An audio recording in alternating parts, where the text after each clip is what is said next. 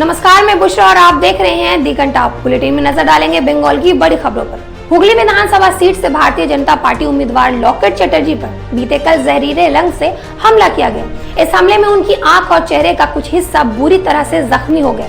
लॉकेट चटर्जी ने बताया कि उन्होंने शनिवार को कोटलिया के एक होली समारोह में हिस्सा लिया था, जहां अचानक दो लोगों ने उनके चेहरे पर कुछ फेंका और मौके से फरार हो गए। तो वहीं लॉकेट चटर्जी ने तृणमूल कांग्रेस पर आरोप लगाते हुए कहा है कि मैंने जब उन्हें फरार होते देखा तो कुछ दूरी पर ही तृणमूल कांग्रेस का बैच लगाए कुछ लोग खड़े थे। मुझे लगता है कि हमला करने वाले यह लोग उनका ही हिस्सा थे। तृणमूल कांग्रेस के चुनाव आयोग से स्थानीय लोगों को पोलिंग एजेंट नियुक्त करने के पुराने नियम को फिर से लागू करने को कहा है। पार्टी के राज्यसभा सदस्य डेरेक ओब्रायन ने इस पर मुख्य चुनाव आयुक्त सुनील अरोड़ा को पत्र लिखा है। पत्र में यह भी आरोप लगाया है कि भाजपा को फायदा पहुंचाने के लिए इस पुराने नियम को बदला गया है। गौरतलब है कि चुनाव आयोग ने पिछले सप्ताह पोलिंग एजेंट के लिए नियमों में संशोधन करने का निर्णय लिया था, जिसके तहत कोई भी राजनीतिक दल उस विधानसभा क्षेत्र के अंदर के किसी भी व्यक्ति को मतदान एजेंट नियुक्त कर सकता है जो उस क्षेत्र का मतदाता हो। बंगाल में चुनाव की गहमागहमी के बीच राष्ट्रीय जांच एजेंसी ने माओवादी से तृणमूल कांग्रेस के नेता छत्रधर महतो को गिरफ्तार कर लिया। बताया जा रहा है कि एनआईए ने महतो को देर रात लगभग 3 बजे लालगढ़ के स्थित उनके घर से गिरफ्तार किया है। जानकारी के मुताबिक महतो को भुवनेश्वर राजधानी एक्सप्रेस के हाईजैक करने के केस में गिरफ्तार किया गया है, जिसके बाद महतो को आज कोर्ट में पेश भी किया गया। बंगाल की सीएम ममता बनर्जी ने रविवार को मेदिनीपुर की एक जनसभा के दौरान केंद्रीय गृह मंत्री अमित शाह पर पलटवार किया।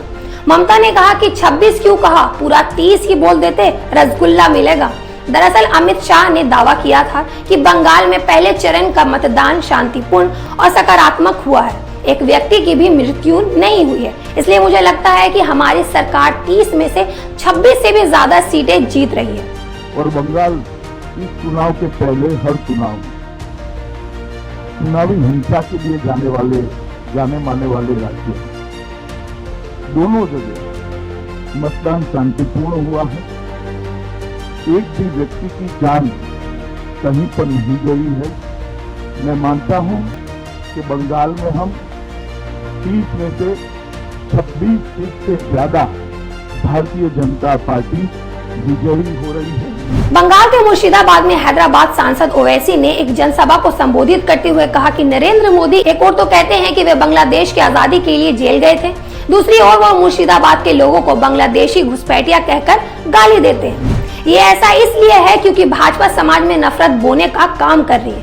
भाजपा की फैलाई नफरत की वजह से ही आज मंदिर में पानी पीने जाने वाले बच्चे को भी मारा जा रहा है, मुसलमानों को जिहादी कहकर बुलाया जा रहा है, आदिवासियों को नक्सल कह के मारा जा रहा है, और अगर कोई सेकुलरिज्म की बात करता है तो उसे देशद्रोही तक कह देते हैं। और जहां तक सवाल है नरेंद्र मोदी का, माशाअल्लाह क्या बोल सकते।